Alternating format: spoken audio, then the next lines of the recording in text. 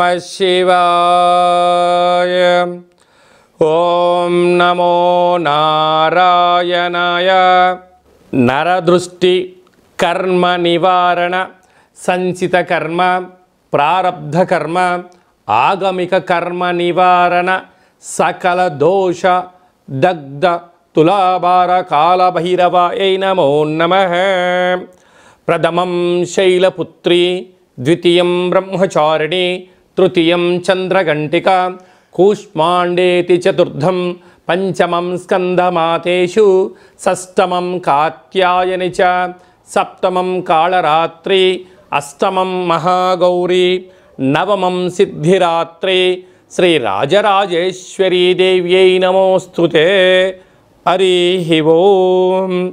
మా ఛానల్కి స్వాగతం. చూస్తున్న వీక్షకులకు, ప్రేక్షకులకు, ప్రియ కాళభైరవ భగవద్బంధులకి స్వాగతం పలుకుతూ, మమ్మల్ని ఎంతగానో ఆదరిస్తూ ఉండబడినటువంటి ప్రియ సోదరా సోదరీమణులకు స్వాగతం పలుకుతూ, అందరికీ ముందస్తుగా విజయదశమి పండగ శుభాకాంక్షలు.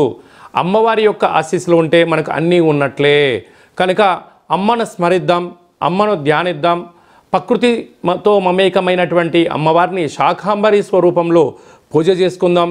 జీవనాన్ని అద్భుతమైన ఆనందకరమైన జీవితానికి స్వాగతం పలుకుదాం. 1వ తారీఖు 10వ నెల 2024 నుండి 15/10/2024 వరకు పుట్టినటువంటి వారందరికీ కూడా ముందస్తుగా జన్మదిన శుభాకాంక్షలు. గతంలో వివాహం చేసుకున్న వారికి వివాహ వార్షికోత్సవ శుభాకాంక్షలు. ద్వాదశ రాశుల్లో గ్రహ గమనాల్ని ఒకసారి వీక్షింపచేద్దాం. వృషభ రాశిలో దేవగురు బృహస్పతి సంచార స్థితి, విశేషంగా మిథున రాశిలో కుజ భగవానుడు సంచార స్థితి, కన్యరాశిలో రవి బుధ కేతు సంచార స్థితి. 3 గ్రహాలు కలిపి బుధాదిత్య రాజయోగం చేత కన్యరాశిలో సంచార స్థితి. తులారాశిలో శుక్ర భగవానుడు స్వక్షేత్ర సంచార స్థితి. కుంభరాశిలో శని భగవానుడు స్వక్షేత్ర తిరోగమన సంచార స్థితి. మీనరాశిలో రాహు సంచార స్థితితో ద్వాదశ రాశుల్లో గ్రహ గమనాలు ఈ విధంగా ఉన్నాయి.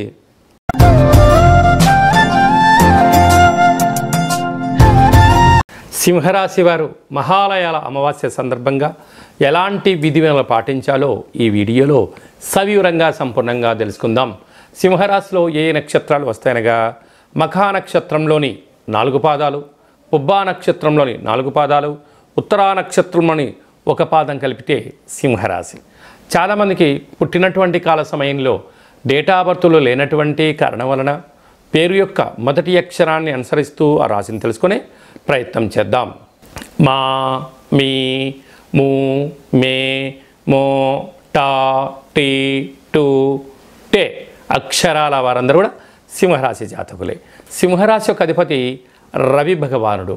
బుధవారం అమావాస్య అవ్వడంలో ఉత్తరా హస్త నక్షత్రం అవ్వడం వలన, సింహరాశి యొక్క అధిపతి కూడా రవి అవ్వడం వలన గతించినటువంటి పెద్దల వారందరికీ కూడా వారికి ఇష్టమైనటువంటి ఆహారాన్ని నైవేద్యంగా ఏర్పాటు చేయడం, అలాగనే గోధుమలతో కూడుకున్న పదార్థాలను ఏర్పాటు చేయడం, ఎరుపు వస్త్రాలను దానం చేయడం, గోధుమలను 1 కేజీంబావును ఏర్పాటు చేసి గోమాతకు ఆహారంగా ఏర్పాటు చేయడం, గోధుమలతో కూడుకున్న పదార్థాన్ని కుక్కలకు అంటే బెల్లం కలిపినటువంటి పాయసంగా లేకపోతే కాకులకు దానము చేయడం వలన వీరికి ఆరోగ్యం, మనశ్శాంతి, రాజయోగం, ఉద్యోగ అభివృద్ధి, మీ పెద్దవారి నుంచి మీకు రావాల్సినటువంటి స్థిరచరాస్తులు సింహరాశి వారి సొంతమవుతాయని చెప్పి గమనించాలి.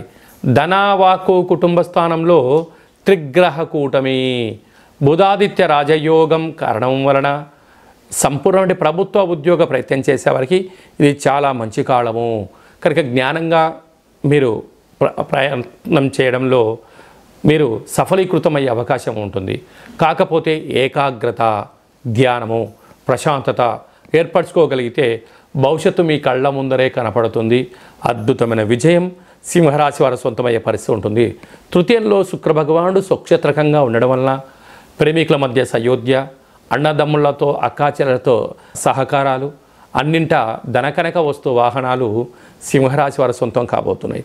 సప్తమంలో శని భగవానుడు, అష్టమంలో రాహు సంచార స్థితి ఉండడం వలన ఉద్యోగంలో స్వల్పమైన మార్పులు, అంతర్గతమైన శత్రువులు, రహస్యమైన చర్చలకు ఇది సరైన సమయం కాదు అని చెప్పి గమనించాలి. రాజ్యస్థానంలో దేవగురు బృహస్పతి సంచారం చేయడం వల్ల అన్నింట ఓపిక కావాలి. ప్రతి విషయాన్ని విషయ పరిజ్ఞానంగా తెలుసుకోగలగాలి. ఏది పడితే అది దాన్ని మాట్లాడకుండా మౌనంగా ఉంటూ అన్ని విషయాలు తెలుసుకొని మనం ప్రయత్నం చేయాలి. లాభస్థానంలో కుజ భగవానుడు సంచారం చేయడం వలన గృహాలు, వాహనాలు, షేర్లు, క్రయ విక్రయాలు, అద్భుతమైన శత్రువులపైన విజయం సింహరాశి వారి సొంతం కాబోతుందని చెప్పి గమనించాలి. కనుక స్వయం వృత్తుల వారు, సేవారంగాల వారు, ప్రభుత్వ ఉద్యోగాల్లో ఉండబడిన వారు, ప్రైవేట్ రంగాల్లో ఉండబడిన వారు, ప్రమోషన్స్ కోసం ఎవరితో ప్రయత్నం చేస్తున్నారో, చిరు వ్యాపారస్తులు, బ్యాంకు లావాదేవీలు, ఆర్థిక లావాదేవీలు, వ్యవసాయ సోదరీమణులు, గృహ భవన నిర్మాణ కార్యక్రమం చేసేవారికి మంచి అవకాశాలు రాబోతున్నాయని చెప్పి గమనించాలి. అక్టోబర్ మాసంలో ముఖ్యమైనటువంటి పండుగల గురించి క్లుప్తంగా సవివరంగా సంపూర్ణంగా తెలుసుకుందాం. 2వ తారీఖు 10వ నెల 2024 భాద్రపద మాస కృష్ణపక్ష అమావాస్య బుధవారము. సాక్షాత్తుగా హరిహరసుతుడైనటువంటి అయ్యప్ప స్వామి వారి యొక్క జన్మ నక్షత్రము, విఘ్నేశ్వర స్వామి యొక్క జన్మ నక్షత్రము కారణం చేత అదే కాకుండా మహాలయాల అమావాస్య అంటారు. అంటే మనకు బహుళపక్షము ప్రారంభం అయినప్పటి నుండి అమావాస్య వరకు గతంలో గతించినటువంటి మన పెద్దలు వారు ఏ తిథి రోజైతే పరమపదింపజేశారో, లేకుంటే ఏ రోజైతే పరమపదింపజేశారో మనము ఆ రోజును గుర్తుపెట్టుకొని వారికి స్వయంపాక కార్యక్రమాలను, మన సనాతన సాంప్రదాయము, మన ఆచార వ్యవహారాలు, ప్రాంతాలను బట్టి వాళ్ళను పెద్దవాళ్ళను తృప్తిపరచడం కోసం ఏమే కార్యక్రమాలు చేస్తామో చేయాలి. అలా పరిసర ప్రభావం చేత కుదరలేనటువంటి వారందరికీ ఈ యొక్క అమావాస్య తిథి యందున తప్పకుండా ఆ గతించిన వారిని స్మరించుకొని వారి ఆత్మ తృప్తి కోసమే ఏదైతే కార్యక్రమాలు చేస్తామో మనకు వారి యొక్క ఆశీస్సులు ఉంటాయి. అలాగనే బ్రాహ్మణుడికి కానీ స్వయంపాకం దానం ఇవ్వడము, గోమాతకు పచ్చడి గడ్డిని, తౌడు లాంటివి ఏర్పాటు చేయడము, పక్షులకు అనగా కాకులకు ప్రత్యేకంగా అన్నం వండి వాళ్ళ పేరు మీద ఏర్పాటు చేయడము, బీదలకు ఆహారాన్ని ఏర్పాటు చేయడము, శునకపు మహారాజులకు అనగా కుక్కలకు దానం చేయడం వలన గతించిన వారు ఆ రూపంలో వచ్చి వారు స్వీకరించి మనల్ని ఆశీర్వదించి వెళ్తారు అనేటువంటిది సనాతన ధర్మం చెప్తుంది. కనుక మనం అందరము కూడా గతించిన వారిని స్మరిద్దాం, వారి యొక్క ఆశీస్సులు పొందుదాం. అలా కుదరలేదు అనుకుంటున్న వారందరూ ఈ కింది నెంబర్ సంప్రదించినట్లయితే మీ యొక్క పెద్దవారి యొక్క గోత్రనామాలను పంపించినట్లయితే మన యొక్క కాళభైరవ స్వామి యొక్క దేవాలయంలో ఏర్పాటు చేయడం జరుగుతుంది. కనుక ఈ కార్యక్రమం అంతా కూడా మీకు వాట్సాప్ కాల్, వీడియో కాల్ ద్వారా చూపించడం జరుగుతుందని చెప్పి గమనించగలగాలి. ఇంకొంచెం శక్తి కలిగింది కాశీలో ఏర్పాటు చేయడం, ఇంకొంచెం వెసులుబాటు కలిగింది మనకు గోకర్ణ క్షేత్రంలో మహాదేవుడి యొక్క ఆత్మ శివలింగం అక్కడ ఉంటుంది. కనుక అక్కడ చేసుకోవడం వలన కూడా వారి యొక్క ఆశీస్సులు ఉంటాయని చెప్పి గమనించాలి. అలాగే ఈ సంవత్సరం మనము గోకర్ణ క్షేత్రంలో ఇలాంటి కార్యక్రమాలు ఏర్పాటు చేస్తున్నాం. ఆసక్తి గలవారు ఈ కిందను సంప్రదించి గోకర్ణ క్షేత్రంలో స్వామివారి యొక్క ఆశీస్సులు పొందే ప్రయత్నం చేద్దాం. శివుడి యొక్క ఆశీస్సులు అంటే కైలాసం నుంచి తీసుకొచ్చినట్టు మహాలింగం అక్కడ ఉంది కనుక వారి అందరినీ కూడా శివైక్యం చెందిన వారందరినీ కూడా ఆ పరమేశ్వరుడి యొక్క ఆశీస్సుల కోసమే ప్రయత్నం చేద్దామని చెప్పి గమనించాలి. అలాగనే ఈ యొక్క ఆశ్వీజ మాసం అంతను కూడా అంటే మనకు 2వ తారీఖు అమావాస్య అయిపోయింది. 3/10/2024 నుండి దుర్గా శరణవరాత్ర మహోత్సవ కార్యక్రమాలు ప్రారంభమవుతున్నాయి. అలాగనే 9వ తారీఖున షష్ఠి బుధవారము మూలా నక్షత్ర సందర్భంగా 3 సంవత్సరములు పడినటువంటి చిన్నపిల్లలకు మొట్టమొదటిసారిగా అక్షరాభ్యాసం చేయించాలి అనుకుంటున్న వారందరూ కూడా మహాసరస్వదేవి అలంకారం రోజున చిన్నపిల్లలకి అందరికీ కూడా అక్షరాభ్యాసం చేయించి వారిని పాఠశాలకు పంపించినట్లయితే సర్వత్రా అమ్మవారి యొక్క ఆశీస్సులు ఉంటాయని చెప్పి గమనించగలగాలి. అలాగనే 11వ తారీఖున అష్టమి, దుర్గాష్టమి, కాళాష్టమి అని చెప్పుకుంటాం. అనగా అష్టమి రోజున ఫ్యాక్టరీలు, కర్మాగారాలు, వాహనాలు, ఇళ్లకు, వ్యాపార సంస్థలకు మనము ఆయుధ పూజ చేసి ఒక గుమ్మడికాయను నిమ్మకాయను ఛేదింపచేయడము, పెరగన్నాన్ని నైవేద్యంగా పెట్టుకోవడం వలన అమ్మవారి యొక్క ఆశీస్సులు పుష్కలంగా ఉంటాయని చెప్పి గమనించగలగాలి. అలాగనే 12వ తారీఖున విజయదశమి పండగ కనుక విజయం కలిగించడం కోసం మనమందరం కూడా ప్రతి సంవత్సరం ఏదో ఒక కార్యక్రమాన్ని దిగ్విజయం పరుచుకోవాలి అనుకుంటున్న వారందరూ కూడా ఆ రోజు అమ్మవారికి పూజ చేసుకొని నమస్కారం చేసుకొని పనులు ప్రారంభించడం వలన జయహో విజయోహో అనేటువంటి శక్తి మనందరికీ కలుగుతుందని చెప్పి గమనించాలి. ఆ రోజు సాయం సంధ్యా కార్యక్రమంలో శమీవృక్షపు పూజ చేసుకొని ఆ యొక్క బంగారాన్ని తీసుకొని వెళ్ళి అమ్మవారి దగ్గర పెట్టి పూజ చేసుకోవడం, తల్లిదండ్రులకు, గురువులకు, పెద్దలకు, సన్నిహితులకు ఇచ్చి వారి ఆశీర్వచనం తీసుకోవడం వలన మనకు సర్వత్రా ఆ అమ్మవారి యొక్క ఆశీస్సులు ఉంటాయని చెప్పి గమనించాలి. అప్పుడు ఈ మంత్రాన్ని ఉచ్చరింపచేయాలి. ఒక తెల్లటి పేపర్ పైన ఎరుపు పెన్ను చేత కానీ పసుపు రంగు పెన్నుతో కానీ ఈ యొక్క మంత్రాన్ని ఉచ్చరింపచేసి ఆ వృక్షదేవత దగ్గర పెట్టి నమస్కారం చేసుకొని రావాలి. ఓం శమి శమైతే పాపం శమి శత్రు వినాశనం అర్జునస్య ధనుర్ధారీ రామస్య ప్రియదర్శనం శ్రీ అపరాజితాదేవ్యై నమోస్తుతే అనేటువంటి మంత్రాన్ని 27 సార్లు ఉచ్చరింప చేసుకొని అక్కడ అమ్మవారి దగ్గర ప్రదక్షిణ చేసి నమస్కారం చేసుకోవడం వలన రాముడు ఎంతటి విజయాన్ని పొందాడో మనకు కూడా అలాంటి విజయాన్ని ప్రసాదించమని అమ్మవారిని కోరుకుందాం. కనుక ఈ అక్టోబర్ మాసంలో అమ్మవారి యొక్క ఆశీస్సుల కోసం కనీసం ఈ 9 శరన్నవరాత్రుల రోజుల ఆవాసం ఉండడం, భగవంతుడు అమ్మవారి యొక్క సేవలో ఉండడం, లలిత సహస్రనామ పారాయణ వినడం, ఏది మంత్రాన్నైనా ఒక మంత్రాన్ని సాధన చేయడం వలన మనకు అద్భుతమైనటువంటి ఆయుర్శక్తి కలుగుతుందని చెప్పి గమనించాలి. అలాగనే ఈ యొక్క ఆశ్వీజ మాసంలో ఈ యొక్క దుర్గాష్టమి అంటే ఆ అష్టమి రోజున కాళభైరవ స్వామి యొక్క స్మరణ, కాళికామాత యొక్క ఆశీస్సులు మనకు కావాలి అన్నట్లయితే ఈ కిందెమను సంప్రదించినట్లయితే మీకోసం ప్రత్యేకంగా కాళభైరవ హోమ కార్యక్రమం చేయించి వీడియో కాల్ ద్వారా చూపించి ప్రసాదంగా మీకు ఏర్పాటు చేయడం జరుగుతుందని చెప్పి గమనించాలి. ఈ యొక్క పాత్ర కంచు పాత్ర అంటే కంచు మోగినట్టు కనకము మోగదు గదరాసుమతి అని చెప్తూ ఉంటారు. ఈ యొక్క పాత్రను మనం ఒక్కసారి గమనించినట్లయితే ఈ యొక్క పాత్రలో 12 రాసులను అచ్చు వేయడం జరుగుతుంటుంది. ఈ పాత్రతో ఉపయోగాలను ఒక్కసారి మనం తెలుసుకుందాం. ఇలా ఒక్కసారి శబ్దం చేసినట్లయితే ఓంకార శబ్దం రావడం జరుగుతూ ఉంటుంది.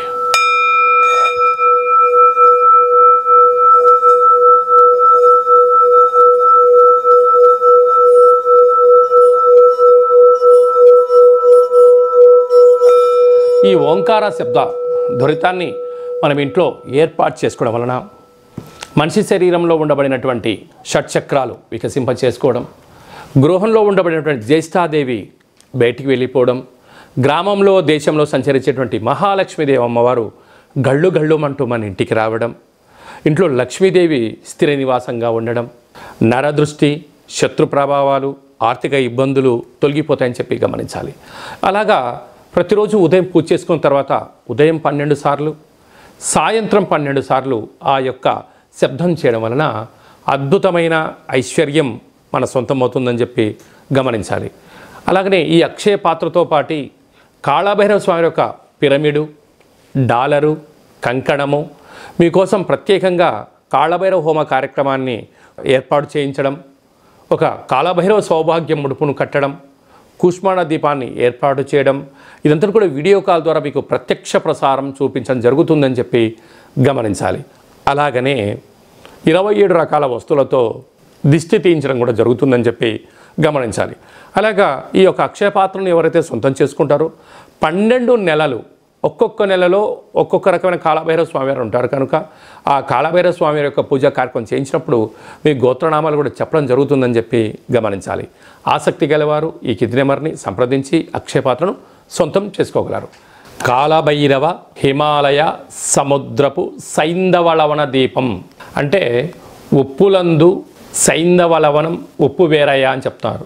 మనము ఏదైనా ఉప్పు లేకపోతే రుచులు రావు కూరలు, అందుకే అప్పు చేసైనా ఉప్పు కొనమంటారు. కానీ అది ఎలాంటి ఉప్పు కొనాలి?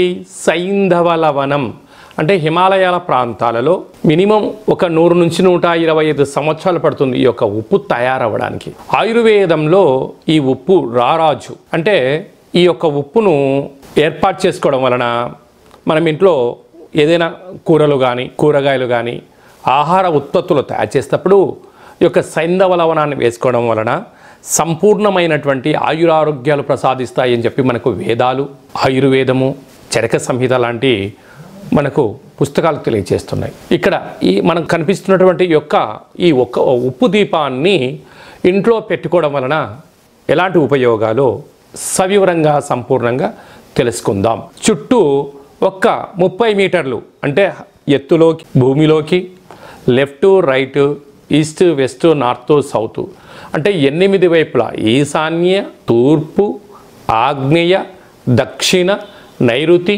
పశ్చిమ, వాయువ్య, ఉత్తర దిగ్భాగము పైకి కిందికి చుట్టూ 30 మీటర్ల వరకు ఈ యొక్క పొగ ద్వారా ఈ ఉప్పు కరిగిపోతూ మనకు ప్రశాంతమైన వాతావరణాన్ని కలిగిస్తుంటుంది. అంటే ఇంట్లోకి రాగానే, అంటే బయట ఎన్నో పనుల చేత ఎన్నో రకాలుగా ఇంట్లోకి రాగానే ఈ యొక్క ఉప్పు దీపం యొక్క గాలిని సోకడం వలన ముందు మనకు మనశ్శాంతి కలుగుతుంది. అలాగే మీ వ్యక్తిగత జాతకం తెలుసుకోవాలనుకుంటున్నారా? మీ యొక్క పేరు, పుట్టినటువంటి తిథి అంటే డేటు, నెల, సంవత్సరం, సమయం రాసి మీరు వాట్సాప్లో పంపించగలిగినట్లయితే సంపూర్ణంగా 100 సంవత్సరాల జాతకాన్ని వ్రాసి పంపించి మీరు పుట్టినప్పుడు గ్రహ గమనాలు ఎలా ఉన్నాయి, ప్రస్తుత కాలమాన ప్రకారంగా గ్రహాలు ఎలా ఉన్నాయి, రాబోయే కాలంలో ఎలా ఉండబోతున్నాయో భూత భవిష్యత్ వర్తమానాన్ని తెలియజేయడం జరుగుతుందని చెప్పి గమనించాలి. చాలామందికి పుట్టినటువంటి కాల సమయంలో డేటా బర్తులు లేనటువంటి వారికి పేరు యొక్క మొదటి అక్షరాన్ని అనుసరిస్తూ రాశిని తెలియచేస్తూ గ్రహ సంచార స్థితిని తెలియచేస్తూ భూత భవిష్యత్ వర్తమానాన్ని గవ్వళ ద్వారా అనగా రమణ శాస్త్రం ద్వారా కాళభైరవ ఉపాసన చేత మీకు తెలియజేయడం జరుగుతుంది. ఆసక్తిగల వాళ్ళు మన యొక్క జాతకాన్ని ముందస్తుగా తెలుసుకొని భవిష్యత్తులో ఎలాంటి మార్పులు, మంచి మార్పులు రాబోతున్నాయి, ఎలాంటి అడ్డంకులు ఉన్నాయో తెలుసుకొని జీవిత గమన ప్రయాణంలో మనం ప్రయాణం చేయగలిగినట్లయితే అద్భుతమైనటువంటి జీవితాన్ని ఆస్వాదించడం, ఆనందకరమైన జీవితానికి మనము స్వాగతం పలకడం, అష్ట కష్టాలకు స్వస్తి పలకడం, అష్ట ఐశ్వర్యాలకి స్వాగతం పలుకుతామని చెప్పి గమనించాలి. కనుక మీ వ్యక్తిగత జాతకం తెలుసుకోవాలనుకుంటున్నట్లయితే ఈ కింది నెంబర్ని వాట్సాప్ ద్వారా కానీ, ఆన్లైన్ ద్వారా కానీ, ఫోన్ కాల్ ద్వారా కానీ అపాయింట్మెంట్ తీసుకొని సంప్రదించగలరు. అందరికీ ఆధ్యాత్మిక సలహాలు, సూచనలు ఇవ్వడం జరుగుతుందని చెప్పి గమనించాలి. అలాగనే మీ అబ్బాయికి కానీ అమ్మాయికి కానీ ఎంత ప్రయత్నం చేసినా వివాహం అవ్వడం లేదా? ఎందుకు వివాహం అవ్వడం లేదు? జాతకంలో ఎలాంటి యోగాలు ఉన్నాయి, ఎలాంటి దోషాలు ఉన్నాయి తెలుసుకునే ప్రయత్నం చేద్దాం. వచ్చినట్టు వధువు కానీ వరుడు యొక్క జాతకాన్ని, మన యొక్క అబ్బాయి అమ్మాయి జాతకాన్ని గణాలు గుణాలు ఎలా కలుస్తున్నాయో తెలుసుకుందాం. వివాహ తదనంతరం వీరి యొక్క వైవాహిక జీవితం సంతాన యోగము, గృహయోగము, వ్యాపార యోగము, సామ్రాజ్య పట్టాభిషేక యోగము అలాంటి ఎన్ని యోగాలు ఉన్నాయో కూడా ముందస్తుగా తెలుసుకునే ప్రయత్నం చేద్దాం. అలాగనే భార్యాభర్తలు తరచుగా గొడవ పడడం, ఎవరికి వారే యమునా తీరే అన్నట్టుగా ఉండడం, ఒకరు చెప్తే మరొకరు వినకపోవడం, పెద్ద మనుషులని పంచాయతీ అని విడివిడిగా ఉండడం, అలాగనే నిత్యము పోలీస్ స్టేషన్లు కోర్టు సమస్యలతో బాధపడుతున్నారా? మీరు ఒక్కసారి భార్యాభర్తల యొక్క జాతకాన్ని ఒక్కసారి పంపించినట్లయితే చిన్న చిన్న అడ్డంకులను తొలగించుకునే ప్రయత్నం చేసుకొని పార్వతీ పరమేశ్వరులు ఎలా కలిసి ఉంటున్నారో అలా కలిసి ఉండేటువంటి సలహాలు సూచనలు ఇవ్వడం జరుగుతుందని చెప్పి గమనించాలి. అందరికీ శుభం, జయం, లాభం జరగాలని కోరుకుంటూ ఆశీర్వచనం. ఓం శతమానం భవతి శతాయు పురుష సతేంద్రియ ఆయుష్యేవేంద్రియే ప్రతిష్టతి ధనం ధాన్యం బహుపుత్రలాభం శత సంవత్సరం దీర్ఘమాయు సర్వే జనా సుఖినో భవంతు లోకా సమస్తా సుఖినో భవంతు. సర్వం శరణవరాత్ర దేవత అర్పణమస్తు. హరి ఓం. ఈ వీడియో మీకు నచ్చినట్టయితే లైక్ చేయండి, షేర్ చేయండి, మా యొక్క ఛానల్ని సబ్స్క్రైబ్ చేసుకోండి. అందరికన్నా ముందుగా మీ వ్యక్తిగత జాతకం తెలుసుకోవాలనుకుంటున్నారా? అందరికన్నా ఆధ్యాత్మికమైన సలహాలు ముందస్తుగా మీరే వినాలనుకుంటున్నారా? అయితే పైన ఆల్ అనే బటన్ను తెలియచేయండి. అలాగనే గంట సింబల్ కూడా ప్రెస్ చేయండి. ఈ ఆధ్యాత్మిక భక్తి సమాచారాన్ని భగవద్బంధువులకు, మిత్రులకు, స్నేహితులకు మీరు ఎవరి క్షేమాన్ని కోరుకుంటున్నారో, లేకుంటే మీ క్షేమాన్ని ఎవరైతే కోరుకుంటున్నారో వారికి కూడా ఈ వీడియోను ఫార్వర్డ్ చేసి భగవంతుడి యొక్క ఆశీస్సులు పొందగలరు.